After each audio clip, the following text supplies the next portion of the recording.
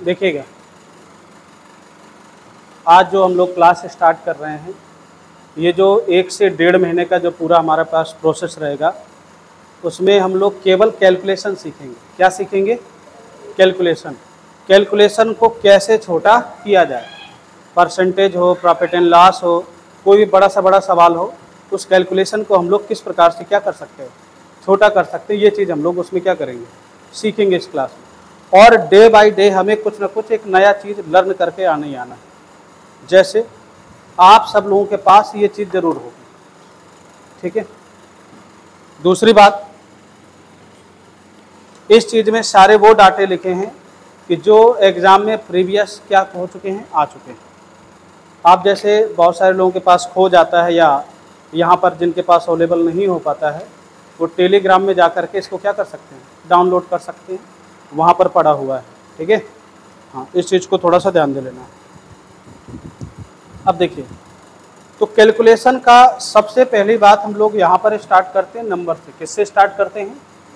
Number का role calculation में बहुत बड़ा है। जैसे मैंने कहा, even number, odd number, prime number, composite number, ये सारे नंबर हैं क्या, इनका कैलकुलेशन में हम यूज किस प्रकार से करते हैं। भाई कोई प्राइम नंबर है तो वो प्राइम नंबर किससे कैंसिल आउट होगा? प्राइम नंबर से ही कैंसिल आउट होगा, और किसी नंबर से तो कैंसिल आउट होगा नहीं। और इसके साथ साथ कुछ टेबल्स यानी पहाड़े जो डेली हम लोगों को क्या करना है, पढ़ना है, ठीक। तो पहले एक एक दिन में एक एक पहाड़ा हम लोग पढ़ेंगे। आज जो पहाड़ा देखो, 10 तक पहाड़ा सबको आता है, कॉमन सी बात है, सबको आता है, आता है। रही बात आती है 11 से 20 तक की पहाड़े की, तो पहाड़ा प्लस वर्ग प्लस 1 1 2 2 क्यूब, ये हमारा डेली रूटीन का काम होगा। लगभग 1 महीने में 50 तक हम वर्ग याद कर लेंगे और 30 तक क्यूब याद कर लेंगे। ज़्यादा नहीं याद करना, 50 तक वर्ग और 30 तक क्यूब। और अगर इनसे ज़्यादा बड़ी संख्या आती है तो उसके लिए हम लोग क्या करेंगे, शॉर्टकट टेक्निक का यूज करेंगे। जितनी भी शॉर्टकट टेक्निक है, स्क्वायर निकालने की, क्यूब निकालने की, ठीक है, सारी टेक्निक का हम लोग क्या करेंगे, यूज करेंगे उसमें। भैया इसको थोड़ा आप कर देना, इसको आप कर दो। देखिए, तो पहले हम पहाड़ा की चर्चा करते हैं, जिस पर हम नीचे वाली है, सबसे नीचे वाली। हाँ बस। अब देखो, इसमें हम लोग काम क्या करेंगे, डेली पहले स्टार्टिंग क्लास में पहाड़ा होगा, और उसके बाद उस पहाड़े को क्या किया जाएगा, आप लोगों से पूछा जाएगा अच्छे खासे तरीके से, ताकि आप लोग लर्न कर रहे हैं कि नहीं कर रहे हैं, है ना। कोई एक्सक्यूज नहीं देगा इसमें कि सर टाइम नहीं था। टाइम मेरे पास भी नहीं है, टाइम 1 घंटा मैंने निकाला है किसी प्रकार आप लोगों के लिए, ठीक है। अच्छा, तो सबसे पहले पहाड़ा, वर्ग और घन हम लोग किसकी चर्चा करेंगे, ठीक है। और फिर धीरे धीरे जब ये वर्ग हमें याद हो जाएंगे, तब इनकी जो इससे जैसे 445 लिखा है, इसका स्क्वायर क्या होगा, ये सब निकालने की टेक्निक वो बात के बताएंगे हम लोग। कुछ चीज़ें हमें याद होनी चाहिए, ठीक है। तो जैसे 11 की पहाड़ा की बात करूं, तो 11 एकन्नी क्या होता है, 11 होता है 11 दुनाई 11 तिया, ठीक है, 11 चौक 11 5 11 6 11 7 11 88, ठीक है, और 11 ने 99 और 11 दाहम 110। यहाँ तक पहाड़ा सबको आता है। अब 11 का मेन जो इम्पोर्टेंट पहाड़ा है वो थोड़ा सा यहाँ पर समझिएगा। मैं मल्टीप्लाई करके चीज़ों को आप लोगों को लिखाऊंगा ताकि वो डिविजिबिलिटी रूल में आपके क्या है, काम है। आपके सामने जैसे 11 गुणे 11 क्या होता है, 121। कहीं पर डाटा आपको 121 देखने को मिलता है, इसका मतलब क्या है, वो 11 गुणे 11 है, ठीक। दूसरी बात, 11 गुणे 12 का मतलब क्या होता है, 132 होता है।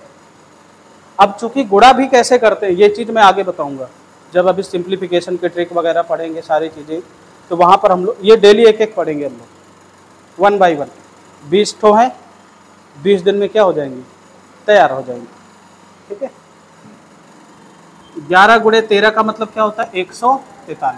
कहीं पर कोई डाटा आपका 143 लिखा हुआ है, इसका मतलब वो 11 और 13 दोनों से क्या हो जाएगी, विभाजित हो जाएगी, ये दोनों से कट रही है, और इसके अलावा किसी से नहीं कटेगी वो,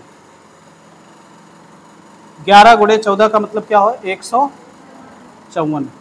11 गुणे 15 का मतलब क्या है, 165। 11 गुणे 16 का मतलब क्या है, 176। ठीक है। 11 गुणे ये जो 17 है इसका मतलब क्या है, 187। 11 गुणे 18 का मतलब क्या है, क्या, 198। जब 198 यहाँ पर आ गया तो 11 गुणे आप 19 लिखोगे, इसका मतलब क्या है, 209। 11 गुणे 19 का मतलब 209। फिर 11 गुणे 20 सबको आता है, कितना आ जाएगा, कि 210, 220। अब देखिए ध्यान से सुनिएगा, अब आप एक लॉजिक समझिएगा। जो यहाँ पर डाटा लिखे हुए हैं, इन डाटा का यूज बहुत इंपॉर्टेंट है।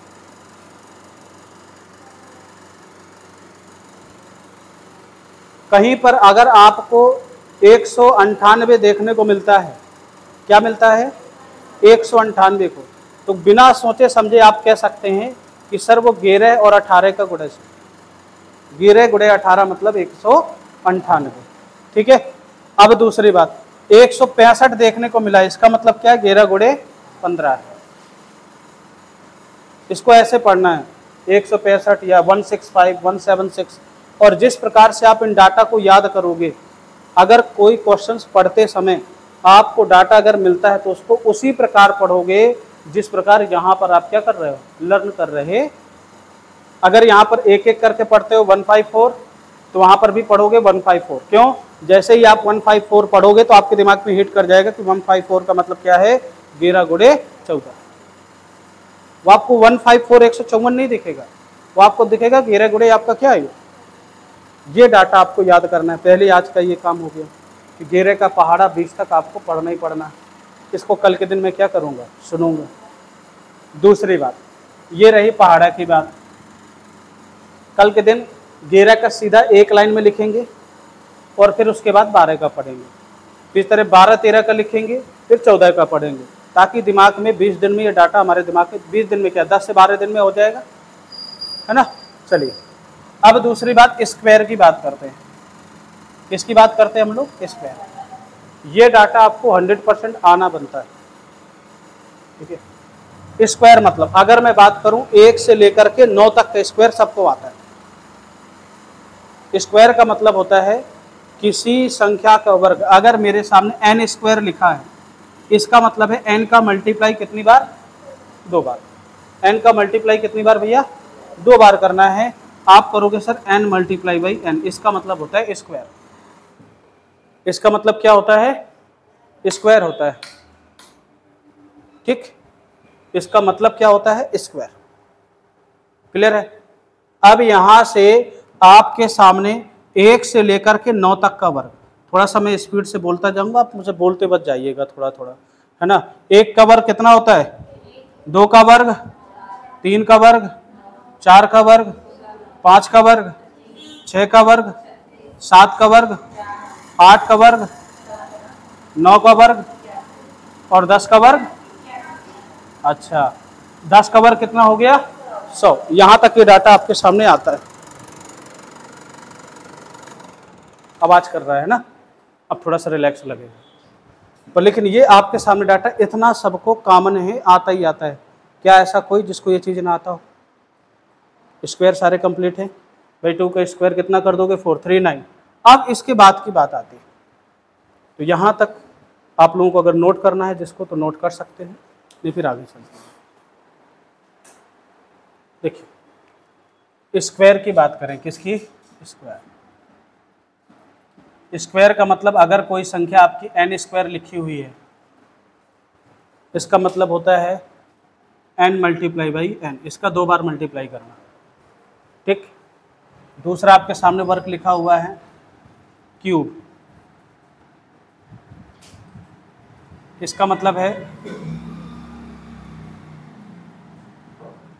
n क्यूब लिखा है, इसका मतलब क्या है, n का कितनी बार मल्टीप्लाई, 3 टाइम मल्टीप्लाई करोगे इसका क्यूब मिल जाएगा। तो अभी तक मैंने देखा कि एक 1 square 2 square 3 square 4 square 5 square 6, आपने 9 तक स्क्वायर सबको आता ही आता है। एक कॉमन सी बात है, क्यों भैया आता है कि नहीं आता? 8 का स्क्वायर कितना होता है? अरे 8 का कितना होता है? 64। कितना? 64। 8 का स्क्वायर कितना हो गया? 64। 9 का 81। अब इसके बाद आती है 11 से लेकर के, भले ही आपको 11 से आता है पर लेकिन हम धीरे धीरे चलेंगे स्टेप बाय स्टेप, एक ही दिन में नहीं चीज़ों को ख़त्म करना है क्योंकि लंबी क्लास है। और इसके बाद जब कैलकुलेशन स्टार्ट होगी ना, एक एक दिन में एक एक गैप, वो आपकी केवल 1 महीने चलेगी, ये तो चलना ही चलना है। इसलिए 1.5 से 2 महीने का पूरा ये कोर्स है, ये पूरा कैलकुलेशन का। देखिए इसके बाद अगर मैं बात करूँ n क्यूब स्क्वायर की बात करूँ, 11 का स्क्वायर, 11 का स्क्वायर कितना होता है? 12 का, 13 का 169, ठीक है। 14 का स्क्वायर कितना होता है? 196, 196। 15 का कितना होता है? 225। 16 का कितना होता है? 256, ठीक है। 17 का स्क्वायर कितना होता है? 289। 18 का स्क्वायर कितना होता है? 324। 19 का स्क्वायर कितना होता है? अब 20 का स्क्वायर कितना होता है?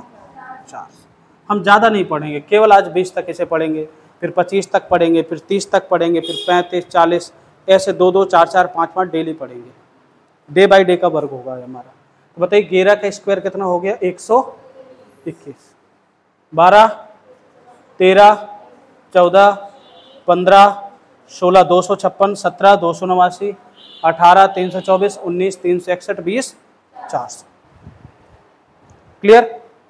अच्छा, अब इसके बाद बात करते हैं हम लोग आगे। स्क्वायर का तो हो गया, क्यूब की बात करते हैं, ठीक है। मतलब क्यूब का मतलब क्या है? किसी नंबर का कितनी बार मल्टीप्लाई करना? 3 टाइम मल्टीप्लाई करना। अब देखो इसको हम पढ़ेंगे 1 से। 1 का क्यूब कितना होता है? तो 1 का स्क्वायर करो या क्यूब करो, दोनों बात क्या है? सेम है। 2 का क्यूब कितना होता है? 3 का क्यूब 27, 3 त्रिकाई 9 तिया 27। 4 का क्यूब 64। 5 का क्यूब 125। 6 का क्यूब 216। 7 का क्यूब 343। 8 का क्यूब 512। 9 का क्यूब 729। 10 का क्यूब, ये आपका आज का काम है केवल। ये जब भी आप क्लास आओगे तो डेली आपका पहले ये काम होना ही होना है, उसके बाद आपको पढ़ाई जाएगी नेक्स्ट चीज़ें। क्लियर है? यहाँ तक समझ में आ गई बात? जिसको नोट करना है अपना नोट करना है। अब इसके बाद अगर मैं बात करूँ यहाँ पर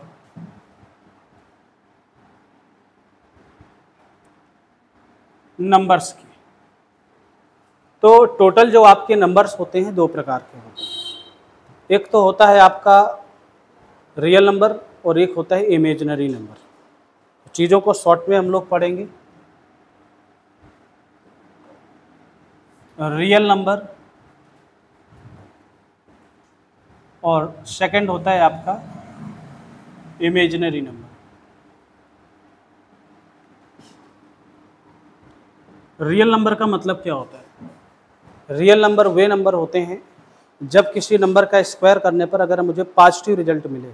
कैसा रिजल्ट मिले? पॉजिटिव, तो वह आपका रियल नंबर कहलाता है। और जैसे किसी नंबर का स्क्वायर करने पर मुझे नेगेटिव रिजल्ट मिलता है तो वह आपका इमेजिनरी कहलाता है। या मैं यूँ कहूँ सीधी भाषा में कि अगर कभी भी आपको देखने में स्क्वायर रूट के अंदर माइनस की वैल्यू मिल जाए, किसकी वैल्यू मिल जाए? -2, -3, -4, -5, तो इसका मतलब ये है कि वो आपकी इमेजिनरी नंबर है। कैसा है? इमेजिनरी नंबर है। क्यों? अब भाई एक बात बताइए, अगर मैं आपसे कहूँ 3 - √4, ये कैसी संख्या है? वास्तविक है कि काल्पनिक? इमेजिनरी है ना। कैसे भाई, अगर 3 में से 4 घटाओगे माइनस का 1 आएगा, और माइनस का 1 आते ही क्या आ गया आपका आंसर। रूट के अंदर कभी माइनस की वैल्यू मिले इसका मतलब है आपकी कैसी संख्या है, इमेजिनरी नंबर है।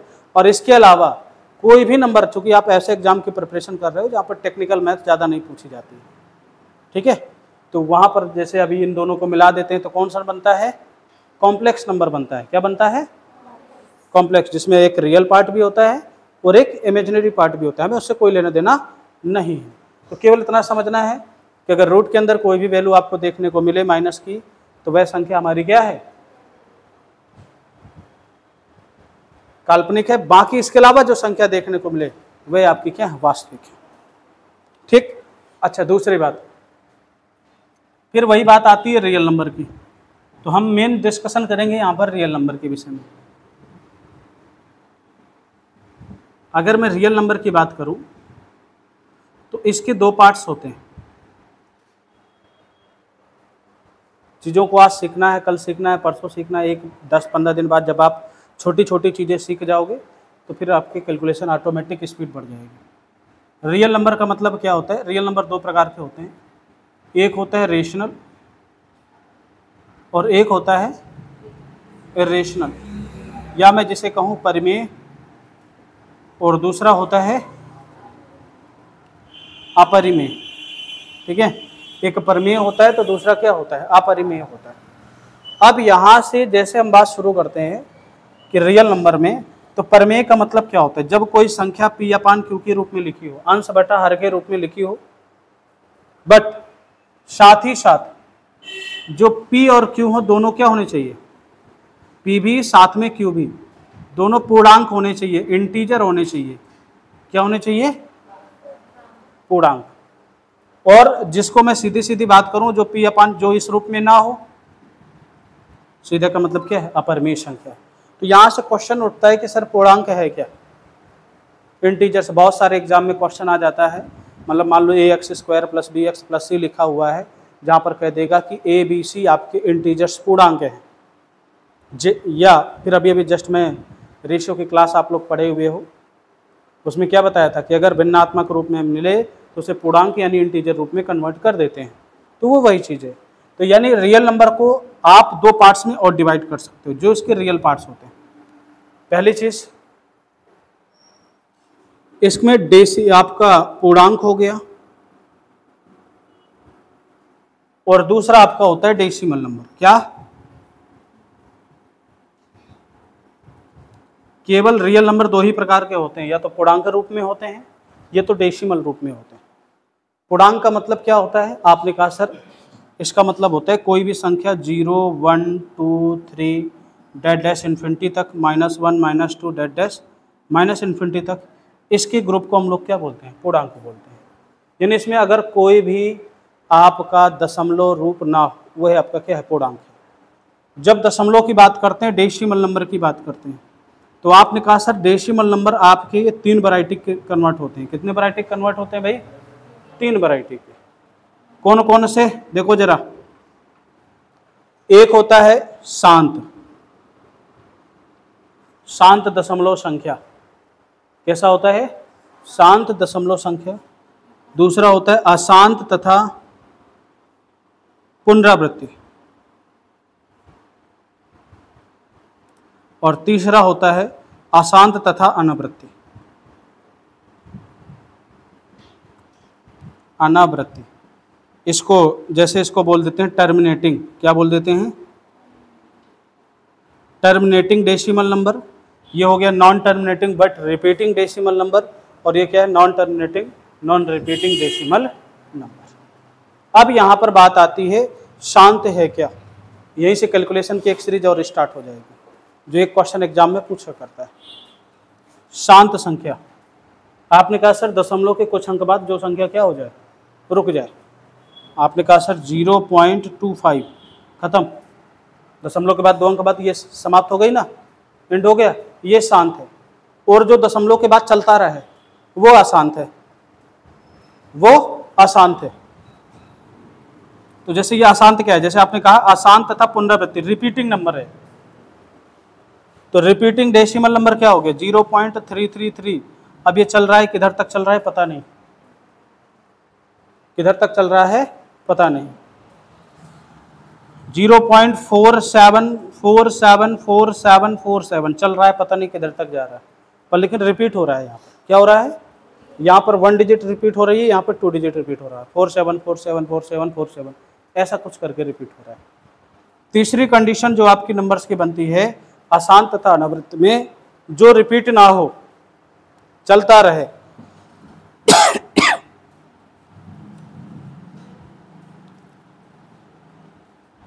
क्या इसमें कोई संख्या रिपीट हो रही है, कोई ऐसा पैटर्न जो रिपीट हो रहा है, नहीं रिपीट हो रहा है। या यहां पर कोई भी स्क्वायर रूट के अंदर प्राइम नंबर ले लो, क्या ले लो, सारे के सारे वो होते हैं प्राइम नंबर। मतलब क्या है, 2 3 5 7 ये सारे के सारे क्या है, प्राइम नंबर है। आगे हम उसके विषय में भी देखेंगे, तो एक बार आप इसको नोट करिए, फिर आगे की तरफ चलते हैं हम लोग। अब देखिए, आपने कहा कि सर क्वेश्चंस में हमने पढ़ लिया कि ये जो पूर्णांक है क्या, इंटीजर्स। इंटीजर्स का मतलब जिसमें कोई भी दशमलव अंक ना लगा हो, वे इंटीजर्स होते हैं।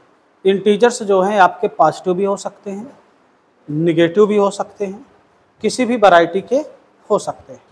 उससे पहले इंटीजर्स को तोड़ने से पहले मैं कुछ चीज़ें फिर से बता दे रहा हूँ, चीज़ों को समझिएगा आप लोग। जैसे आप इंटीजर्स को ही पहले तोड़ लो। इंटीजर्स को अगर मैं बात करूं तो मैंने कहा भाई कुछ आपके क्या होते हैं, पॉजिटिव इंटीजर्स होते हैं, पॉजिटिव इंटीजर्स, ठीक है। फिर होते हैं नॉन निगेटिव, सॉरी पहले निगेटिव में कन्वर्ट कर लेते हैं, निगेटिव इंटीजर्स। दूसरा होता है आपका नॉन निगेटिव,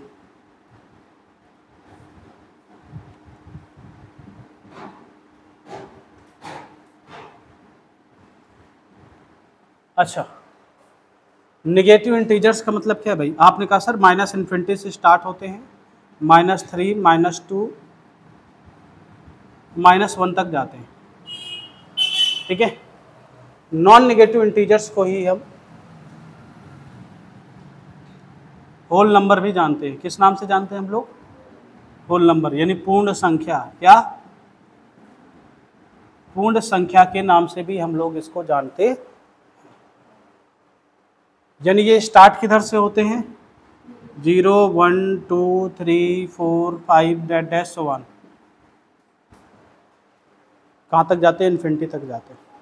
इनमें से आप क्या, इसके भी 2 पार्ट हो जाते हैं। आपने कहा सर पहला पार्ट तो 0 हो जाता है, 0।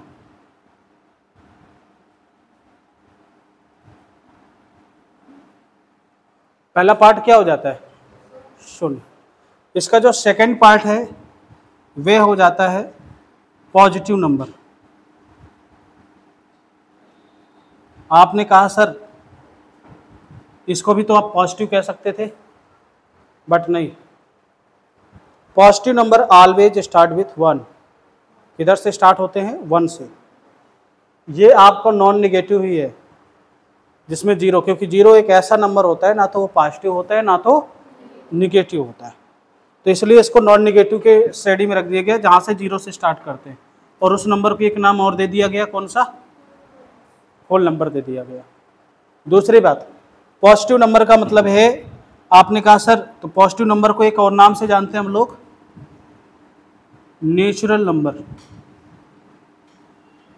प्राकृतिक संख्या। और नेचुरल नंबर को ही हम एक अदर नाम से जानते हैं जिसको बोलते हैं काउंटिंग नंबर। क्या बोलते हैं भाई, काउंटिंग नंबर से भी जानते हैं इसको।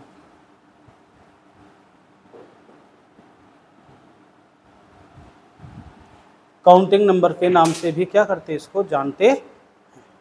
अब देखो ये कौन कौन से हो गए, आपने कहा सर इसकी स्टार्टिंग 1 2 3 4 5 यहाँ से होती है, इसको पॉजिटिव नंबर बोलते हैं। ध्यान से सुनिएगा, अगर एग्जाम में आपके पॉजिटिव नंबर लिखा हुआ है इट मीन्स स्टार्ट विथ 1, और अगर आपके एग्जाम में लिखा है non negative number it means start with 0। दोनों में डिफरेंट है, इस चीज़ को दिमाग में बैठा लें। ये 99% स्टूडेंटों को नहीं पता होता है कि नेगेटिव और नॉन नेगेटिव में डिफरेंट क्या है, पॉजिटिव नॉन नेगेटिव में अंतर क्या है। नॉन नेगेटिव मीन्स जिसकी स्टार्टिंग किधर से हो रही है, 0 से, और पॉजिटिव मीन्स जिसकी स्टार्टिंग कहाँ से हो रही है, 1 से। क्लियर? हाँ जी, यहाँ तक नोट करें फिर आगे चलते हैं।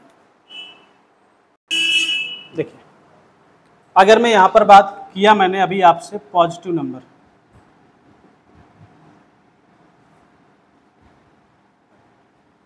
तो आपने कहा पॉजिटिव नंबर को ही हम नेचुरल नंबर जानते हैं, ठीक है। तो यहाँ से आपको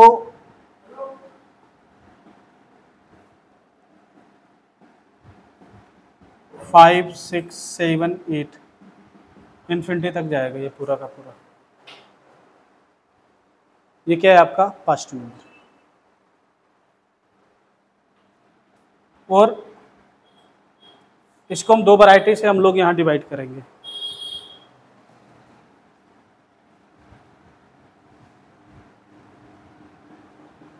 प्राइम नंबर और दूसरा क्या है आपका कंपोजिट नंबर। प्राइम नंबर को हम लोग किस नाम से जानते हैं? आपने कहा सर अभाज्य संख्या। और ये क्या है आपकी भाज्य संख्या। तो अभाज्य संख्या का मतलब क्या है? A number which have only 2 factors. Factors का मतलब क्या होता है कि फैक्टर्स का मतलब क्या होता है, यहाँ पर फैक्टर्स भी आप लोग समझिएगा कि मैंने कहा कि कोई भी नंबर है आपके सामने, उसके केवल 2 फैक्टर्स हैं। कि केवल कितने फैक्टर्स हैं? 2 फैक्टर्स।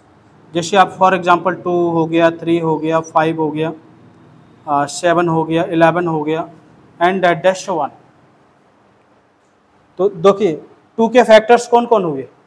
सपोज मैं n की जगह 2 ले लूँ तो 2 के फैक्टर एक तो 2 हो गया स्वयं, और एक कौन हो गया? तो which have only 2 factors. Factors का मतलब वे सारे नंबर जो किसी एक पर्टिकुलर नंबर को क्या करते हैं? डिवाइड करते हैं, पूर्णतया क्या करते हैं? कंप्लीटली डिविजिबल करते हैं, उसे डिवाइड करते हैं। इट मीन्स 2 और 1, 2 के क्या हो गए? सारे के सारे फैक्टर्स हो गए। ये चीज याद रखना है। भाज्य संख्या का मतलब which have 3 or more than 3 factors, जिनके 3 या 3 से क्या हो अधिक फैक्टर्स देखने को मिलते हैं, वे आपके क्या होते हैं? कंपोजिट नंबर होते हैं। स्टार्ट कहाँ से होता है? 4, 6, 8, 9, 10 एंड डैश 1। अब आपने कहा सर इन दोनों में बचा कौन? एक सिंगल बचा बेचारा, कौन? 1 के केवल कितने फैक्टर होते हैं? 1। तो क्या वो प्राइम नंबर हो सकता है क्या? नहीं हो सकता। क्यों? प्राइम नंबर की एक कंडीशन है विच हैव ओनली 2 फैक्टर्स। तो 1 के तो केवल कितना फैक्टर है? 1 ही है। तो ना तो ये प्राइम होगा, मतलब ना तो अभाज्य संख्या है। दूसरी बात, अगर मैंने किया कंपोजिट नंबर, तो उसने कहा सर कंपोजिट नंबर का भी एक पर्टिकुलर डेफिनेशन है, 3 आर मोर देन 3 फैक्टर्स, जिसके 3 या 3 से क्या हो अधिक फैक्टर्स हो। उसमें भी ये फॉलो नहीं कर रहा। अब इसका मतलब है एक ना तो प्राइम है ना तो कंपोजिट है। बात समझ में आ गई? एक ना तो प्राइम हुआ ना तो क्या हुआ? कंपोजिट हुआ। तो एक को अलग रख देना है। अब यहां से चीजों को सुनना बस है, और जो चाहो तो आप लोग लिख सकते हो। 2 आपका क्या है? सबसे छोटा इवन प्राइम नंबर। 2 नंबर होते हैं आपके, एक होता है आपका कौन? इवन। दूसरा क्या होता है? ऑड।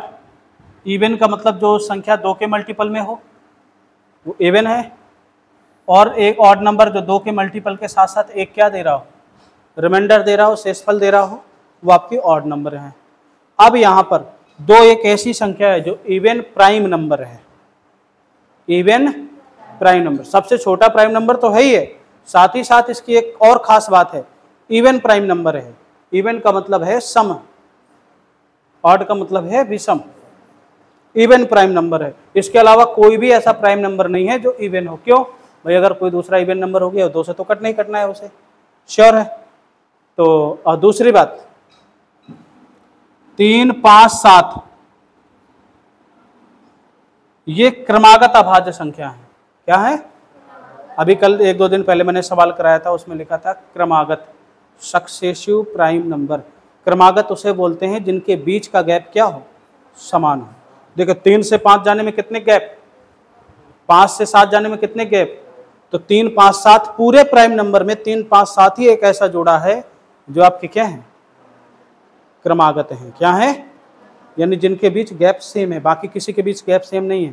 जैसे 5 से 7 लोगे, 7 से 11 ले लोगे तो कितने गैप आ गए? उधर 4 का गैप आ गया ना, गैप बढ़ गया।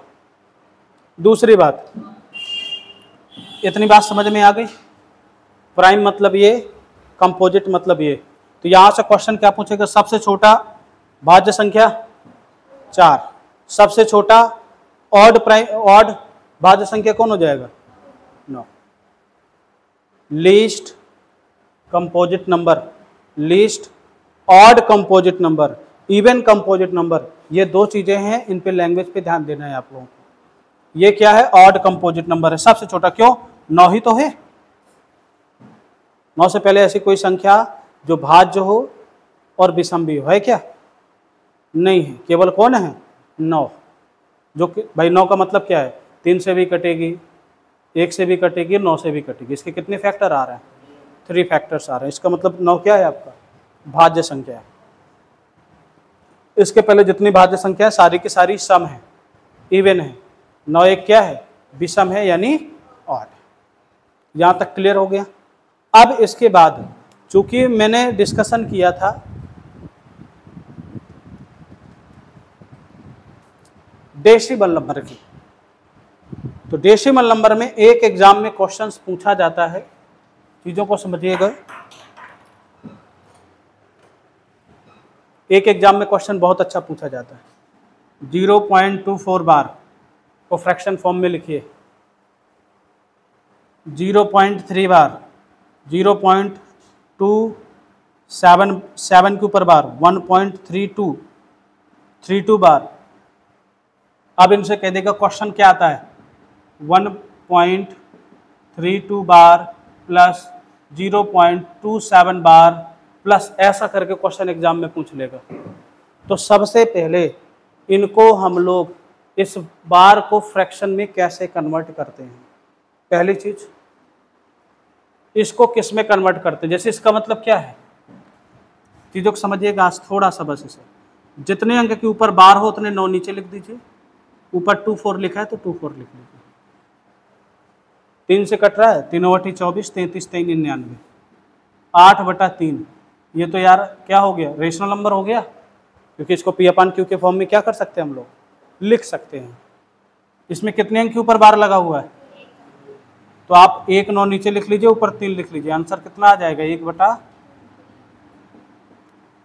रिपीटेड हो जाएगा, यानी इसको इस फॉर्म में हम लोग लिख सकते हैं। 27 बार, कितने अंक के ऊपर बार लगा है? 1 के ऊपर। और इसका पड़ोस में कितने अंक लिखें? 1, तो 1 0 बढ़ाओ। 27 में जो इसके ऊपर बार नहीं लगा उसको क्या कर दीजिए आप? माइनस कर दीजिए। ठीक है, चीजें कुछ कुछ समझ में आ रहे हैं? अब जैसे ये लिखा हुआ है, तो इन क्वेश्चनों को हम लोग भिन्न के रूप में कैसे कन्वर्ट करते हैं, इसके विषय में जानकारी हम लोग कल पढ़ेंगे। और एग्जाम में ये पूछा ही पूछा जाता है। ठीक है, और कल इसके साथ साथ हम लोग पढ़ेंगे विभाज्यता के नियम, डिविजिबिलिटी रूल। वहीं पर आएगा डिजिटल सम। स्टार्टिंग कहीं से कहाँ से करेंगे हम लोग? डिजिटल सम से ही करेंगे। फिर धीरे धीरे जहाँ 7 दिन की जहाँ क्लास हो जाएगी, आपको चीज़ें फिर आपको मिलने लगेंगी और अच्छी अच्छी चीज़ें। ठीक है, तो आज की क्लास यहीं तक शेष।